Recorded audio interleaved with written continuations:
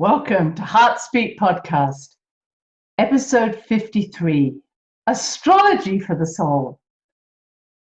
I've always been fascinated by astrology, a little bit more complex than the numerology that we talked about a few podcasts back, but astrology to me is the imprint of your soul's destiny, that at the moment of your birth, you breathe into the world what you came here to do. Now, that may not be your belief system. You may believe that life just happens to you and certain circumstances seem to annoy you, but that's just the way life is. In fact, I believe you chose everything perfectly because you're a highly evolved soul, yes, and you chose the time of your birth, the place of your birth, the date of your birth, and who to be birthed through, and how to be birthed. And all of those things happened, even though you may have been induced, you may have been early, you may have been late. You arrived perfectly, in the perfect way. And I say that just before I start talking about astrology, because the moment you choose to come into a body, and I think that the soul truly enters the body at the time of quickening, when you feel the movement of the baby. And I think up till then, the soul is like, shall I, shan't I? So the soul enters around 18 to 20 weeks, 22 weeks. And it may not even be fully present even up to birth, but it is making more of an imprint once you start to feel the movements. And so the whole circumstances of your pregnancy, of you being in your mother's womb, were also planned. They are also perfectly divined for your experiences. So if you go into a trauma because you can't get through your mother's vagina or you can't be born, that's the way your life's going to be led. And if you have the cord around your neck, that says something maybe about how you'll always feel that people are stopping you talking, or you didn't want to be here, or a matter of life and death, either I'm born and I strangle myself. I'm being very dramatic, but what I'm saying is there is nothing that happens by chance. And that if I look at your astrology chart, I can see even those circumstances in your astrology, that I can see how your life is going to be merely just by looking at the way you were born. Now, I'm not going to go into that today, but this is why I find astrology so fascinating. And people have said, oh, how can you believe such a thing that cannot be seen fully or easily? And I have to say my response is, how did you forget? I don't have to explain anything to you. I just have to say to you, do you not understand our relationship with the cosmos? Do you not understand how we fit into the greater picture? And just to put right at the very front, for some of you who may have heard about sidereal astrology versus tropical astrology, the sidereal is if we were living on a star, how would we see ourselves? Whereas tropical astrology, or what we call very typical astrology really, is how we live here on Earth. So there is a difference, and the Vedic traditions use the sidereal and other people do. But I think majority of us as astrologers are happy to use the one that really seems to be as if I'm an earth being. And again, this isn't the purpose of this podcast to talk about the whys and the wherefores of that. I just want you to be interested and excited by astrology. So I was brought up, as many of you know, in a more mystical homeland or home, and astrology was part of that. And when I first had a reading done, it was like as if something had blown my world apart, but I'd been seen. And the exciting part was, wow, now I can understand why some things are easy for me and why some things are a challenge. That's what I would like you to get out of astrology. Not necessarily that everything's either easy or a challenge, but there are things in the middle. But what are the particular strengths you have, and what are your challenges? And how, by bringing all the pieces of you together, does this make you a whole person? So just go with me, the idea that you chose your destiny, you chose your parents, you chose your time and date and place of birth. And when we have those precise, they really give us a very firm picture of what are your challenges, what are your strengths, what are you here for, and also how to work with these different parts of yourself. Now, when I went forward, I used to practice astrology. I even was able to cast a chart myself, create it without calculators. Now, of course, I have a software package for doing that. And also, I learned about psychological astrology. That really fascinated me. I trained with people like Howard Sasportas and Liz Green because it felt that it was more than just what are you going to do, or when's something going to happen, or am I going to fall in love, or it felt more about who am I, and that's always been my interest. So when my husband and I got together, I said, you know, what I've always wanted to do is to create an astrology chart on the earth, a step-in astrology chart, and make astrology an experiential experience instead of just a let me read you. And I'd seen this done. In fact, Howard Sasportas was one of the people I saw this happen with. And it was like, yes, this is the truth. That actually the wheel itself, the astrology, what we call spirit mapping, actually contains all the energy of all the planets that help you to know who you are. And so for the last 14 years, my husband and I have traveled the world organizing, working with people from around the world on their own astrology charts in a practice called spirit mapping, which you are very welcome to look on our website, my website, christinepage.com, and you'll see more about spirit mapping. And in this, we only are able to take 9 people because each of those people, those participants, is given at least 50 minutes on their own, or I should say in their own chart, focusing on their own issues. And the other members of the group also interact with them, holding parts of themselves as we would do in psychodrama. Maybe again, family constellation has something similar. So everybody becomes different parts of you so you can see yourself more clearly. Because truly, we can't always see ourselves except through other people. And so we have been working in this way for, as I say, 14 years. And I have learned so much astrology because of listening to you, listening to participants tell me about what it means to have Mars in Sagittarius, or what it means for you to have Saturn in Libra. Now, I've read many books and I have looked at these things, but truly, there's no better experience than having yourself talk about what this means to you. Because I can actually miss things if I'm always only thinking it from my point of view. I will say, look at your astrology chart if you have a soul reading with me or supervision with me. Again, these things are on my website under spiritual development. But I see now astrology as an essential part of my practice, and start to look at and wonder how psychologists can work without understanding an astrology chart. Now, I have to just put a side piece in here. This is not the same as an Enneagram. It's not the same as looking at yourself in these ways, because it's very specific to you. And what I like to say is I love the Enneagram, but you only know what you know about yourself. The key to astrology is that it will reveal parts of you that are unknown to you, which is really my job when I'm leading you around my spirit map, is to be able to say, do you know about this part of you? Like, no, I like looking at this part. So what am I talking about? You know how I talk about how I see the wholeness of who you are as a flower. And in the center of your flower is your soul, and around that flower, or around that center, are all these petals. And all those petals could be represented by the 12 houses that make up an astrology chart.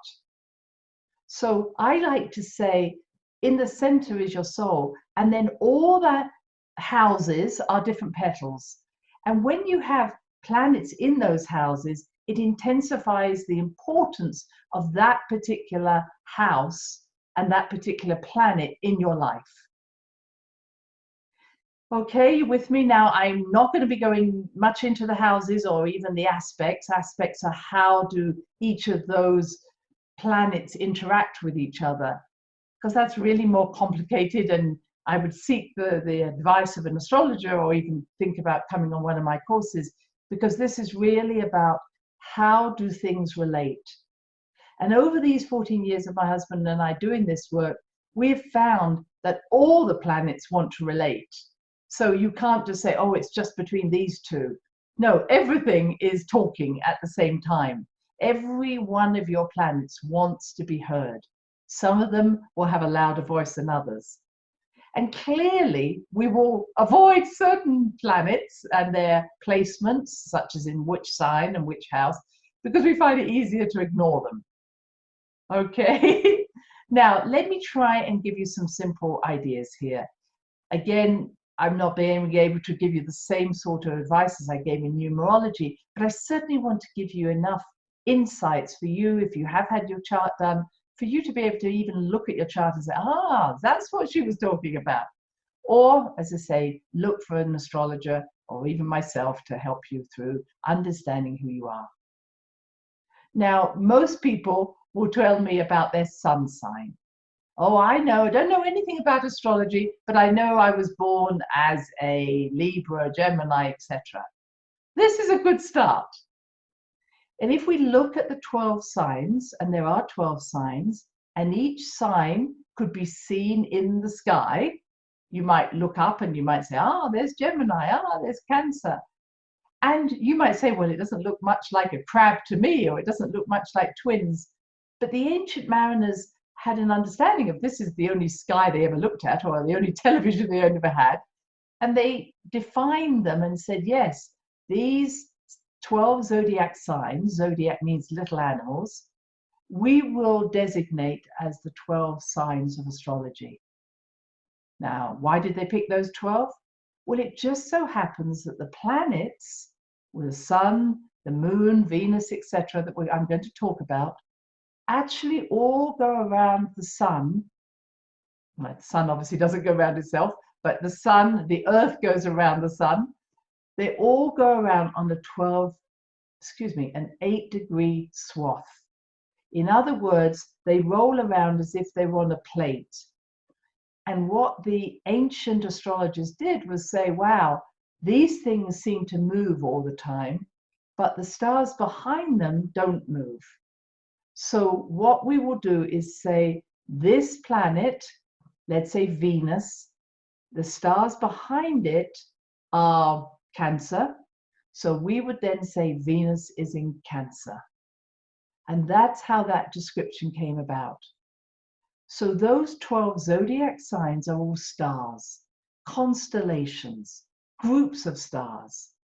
And those stars appear not to move. They do, but we won't go too deeply into that. But in comparison to the planets which are moving around the sun, those stars, which are the backdrop, appear not to move. All right? So when the ancient mariners and the ancient astrologers looked out, they said, aha, Venus is moving in front of the constellation of Cancer. And therefore, we're saying Venus is in Cancer. Okay? And what they did is they designated each sign to 30 degrees. So literally, if you look at an astrology chart, each sign will go to 29 degrees, 59 minutes, and then move into the next sign. All right? And what do we mean? 30 degrees times 12, 360 equals a circle. So each sign is 30 degrees, and each planet moves in front of those signs or those constellation of stars.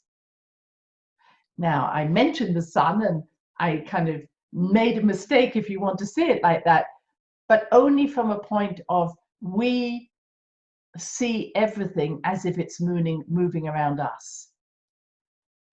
We know it doesn't. We know that all the planets circle around the sun, but from astrology, we believe we are the center of the solar system and that the sun goes around us. And that's why I could say, aha, your sun or the sun when you were born had the constellation of Libra behind it. So your sun is in Libra. All right, I hope you're following with me. So what is the sun in your chart? The sun is your personality. And many people, as I say, will say to me, oh, I know what my sun sign is, but truly I want to say your sun sign is probably one of the least relevant planets in your astrology. It's your personality. And other than you having your sun in the 12th house, why do I say that? There are 12 houses. When your sun is in that 12th house, it can mean that you don't know who you are, or your sun is hidden to you. Your personality is hidden. But let that be on the side. For most of us, our sun is out of the 12th house, shining out, and we are doing it naturally. So I am a typical Gemini. I talk, I teach, I write, and I move my hands a lot. That's a typical Gemini.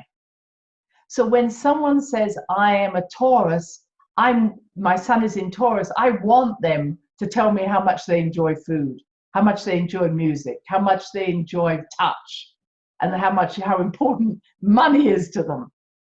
If I've got a sun in Taurus, someone tells me their sun is in Taurus and they don't like any of those things, I'm worried, because we do need to express our personality, our sun, fully into the world. It's our vehicle, our vessel for the rest of us. So you should be a typical whatever it is whenever your sun sign is. Now, again, this will depend on whether or not you've had an astrology reading done and you have a chart. And there are many astrology sites you could go to get at least your chart read, or you could see it. I like Astrodienst, which is ASTRODIENST, but there are many others. And you can get a free horoscope. All of these are wonderful sites. I like Cafe Astrology as a good source of information. Now, the next one I'm going to talk about is the moon, therefore. So once you find out where your moon is, again, if you've had an astrology reading or you've got a chart, your moon is your instinctual self. So the sun is my personality, and my moon is more what happens, or what do I need each day to nurture myself. How do I nurture myself? We nurture ourselves through our moon. So a moon in Taurus, I'm sorry, dear Tauruses, moon in Taurus should nurture yourself by eating. Moon in Scorpio maybe by dancing, by drama. Moon in Libra through relationships, making sure each day you relate to people. Moon in Cancer, making sure that you have hugs every day. You're with your family. And most of the time, our moon will be highlighted when we are stressed. In other words, if you're not meeting the needs of your moon, you will feel that. My moon is in Aquarius. I need time alone. So when I don't get that time alone, I get stressed. So I know that when I'm stressed, I'll often say, hey, I need to leave. I need to go off. I need to walk off by myself. And that will help calm me down. So knowing where your moon is really helpful. And especially to the people who live around you. It's almost like we should tell people when we marry them or we have children, hey, this is what I need in order to live with you. These are my basic instinctual needs to nurture me. And if you meet these needs, I'll be one very happy person. The next thing that we look at, and I'm going to come back to the ascendant, and some of you may know that, but I'm going to come back to that. I'm going to go through the planets now. Mercury. Mercury rules Gemini, rules Virgo, but it's how do I learn? What do I learn? How do I speak? What do I like reading? And I always say that I could listen to you and know where your Mercury is by the way you speak. So if you speak very slowly and slightly pedantically, I might think your Mercury is in a earth sign. Now, what are the earth signs? Taurus, Virgo, Capricorn. But if you speak very fast and you've got to talk about things very fast, then I might think it's in a fire sign. What are the fire signs? Aries, Leo, Sagittarius. And if you just love speaking, then you may well have a air sign Mercury, which is Gemini, Libra, Aquarius. And if you speak very much in a sing-song manner and you like to actually put some emotion into it, you may have a water sign Mercury. Cancer, Scorpio, Pisces. All right, that's Mercury. Venus. Venus is, what do you love doing? Venus, you should be doing what you love doing. So Venus in, let me try and find it, Venus in Leo. Leo loves to be in the spotlight. So I love entertaining people. I love acting. I love leading people, as long as I get approval. That's the needs of the poor old Leo. Make sure you give it lots of clapping. And then the next one from there is Mars. Now, Mars is very important. Years ago, I was running a group, a large group of about 100 people, and we actually let everybody know what their Mars was in their chart. We gave them that information. And what was fascinating is when we put them together in the groups of the 12 signs, they were more similar in their Mars than they were in their sun sign. Mars is 80% of our physical energy every day. So knowing where your Mars is so important, because it's how it can, it's how your physical energy is used. Best way of saying it. Mars is ruled by Aries. It's about fire. How is that fired up? What is your passion? And my concern is either your Mars can become your obsession, or you're not using it enough, and both are out of balance. In other words, my Mars is in Capricorn. So Capricorn is all about hard work, responsibility, duty, etc., etc. I find it very difficult not to be thinking about the next thing I need to be doing. So I can feel that I have to watch my Mars in Capricorn and not keep making lists of the next things that need to do. Whereas I meet other people who have maybe Mars in Scorpio.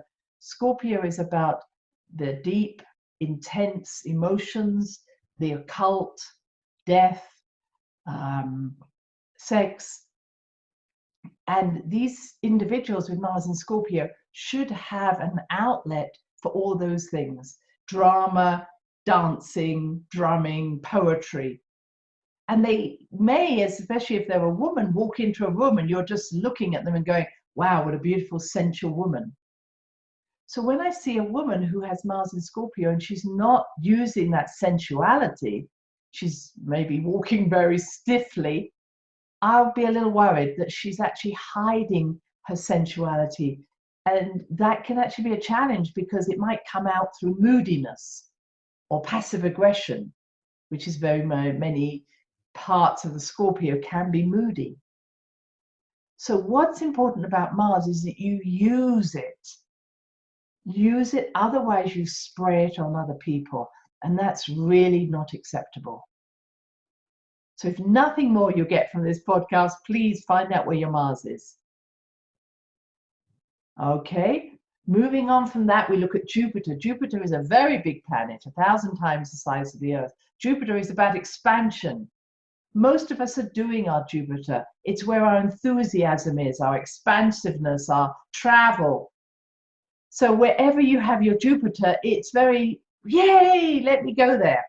Now, of course, again, poor Taurus, I'm coming back to you.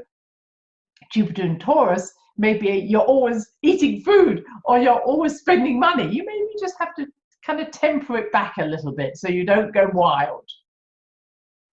And then the next one is Saturn. And Saturn is very different. It's very structured, very orderly. And Saturn is one that many people say, oh, I hate my Saturn, or I feel restricted. And Saturn is, where do I feel restricted? Where do I feel limited? And Saturn is so much about not only what am I here to learn, but what am I here to teach? So Saturn in Virgo, for instance, maybe I feel always I'm never good enough. Virgo is very much about not feeling good enough, not feeling I need to do more, I don't deserve love. there's something wrong with me, very much about the inner critic. And when Saturn is there, it can cause someone to have very low self-esteem, so very low self-value. But to heal this would be actually to love everything about yourself. That's the higher level of Virgo. To have compassion for yourself, to say, I'm an okay person. And then to teach that to other people. So with Saturn, whatever it is we're learning, it is also what we came here to teach. To empower other people, perhaps, or to help people to like who they are. Saturn is also, I've found, more connected to the father than anything. You could say the moon is connected to the mother. But wherever, what I'm recognizing is Saturn has a very strong connection to your father. And wherever he may be limited, may be where you are limited. Or what you needed to do is to take back your power from your father and to live your life freely. So there is a strong correlation I'm wanting you to see between your father and the Saturn.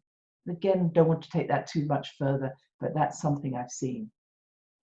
The next is Uranus. Now, these are what we call generational planets. What I mean here is they now affect a larger group of people. So here we might be looking, Uranus takes 7 years to go through a whole sign. And so what you're looking at is almost a generational challenge where we might say for the last generation, oh, they're nothing like us. We weren't like that at all. And then the next generation will go, oh my goodness, what are they doing? This isn't like us at all. And Uranus is very important. It is about really rebelling. So it's like that generation rebels against the last generation by new ideas. So my generation, I was born just after the war, Uranus in Cancer. During the war, many people, many women went to work because the men were away, or even the women would go away. And what happened is after the war, families were never the same again. Cancer is all about family traditions, warmth, hugs, touching. And what happened, my generation, was the family will change. Now, just recently, we've gone through, Uranus has been in Aries. So there's been a lot of rebellious energy, uprisings, the Easter uprising, lots of change where Aries is about newness, new ideas, adventure, war even. So we've had a lot of wars, but now Uranus has gone into Taurus and it will be there now for the next 7 years. And this is more about new ways of working with the earth, new ways of feeding ourselves. Taurus is again about food, nature, the land, this interest in how can we become better guests on the land. These are all Taurian ideas. So your Uranus is, where am I rebelling? How am I different from the last generations? Next one is Neptune. Neptune is different. It's about the mystic. It's about idealism.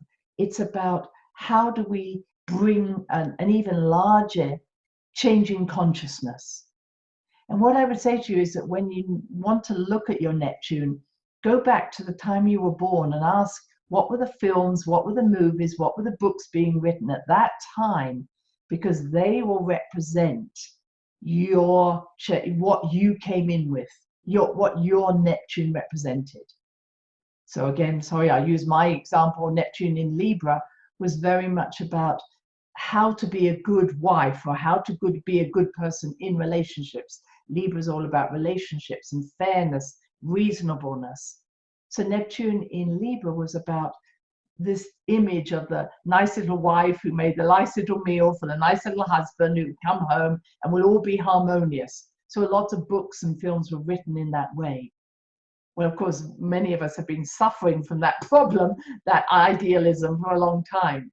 And Neptune presently is in Pisces, which is its own sign, each sign being ruled by a different planet.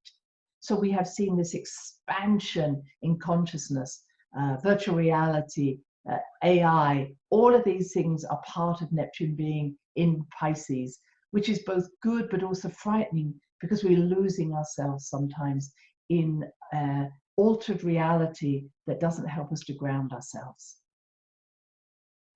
Next planet is Pluto. They tried to get rid of Pluto. They didn't manage, because Pluto is actually the goddess of the underworld, not a god at all. And Pluto represents your strength, your power, your goodness, your talents. So Pluto is transforming us always, wherever it is in your chart. Pluto at present is in Capricorn. You've heard me speak about this. Pluto is transforming structures that need to die, corporations, institutions that really need to be transformed in order for us to live a freer life. A couple of other things before I end. Chiron. Chiron is your wounded healer. Chiron has a story about actually not being able to heal himself because he was half mortal, half immortal. And so he had to go and help everybody else heal, but couldn't heal himself until he became mortal, could die, and then be brought into the stars. So Chiron is, where am I wounded and where can I help other people heal? North and South node, you'll often see ascending node, descending nodes. These are, the South node is where you're coming from. What gifts are you going to give to the community? North nodes, what are you going to give to yourself? How can you help yourself this life? And finally, midheaven and ascendant. Midheaven and ascendant are very focused on the time of your birth. If you don't have the right time, you really can't define your midheaven and your ascendant. Midheaven, my career. What am I going to be known for? What's my reputation? What's my authority? That is so important. Know your midheaven and see it as something, and you need to live that. Mine is Gemini. So I'm here as a teacher, a speaker, a writer, etc. If you're a Gemini midheaven, you're not doing any of those, time to change your job. It's very simple. You must be living your midheaven. Finally, your ascendant.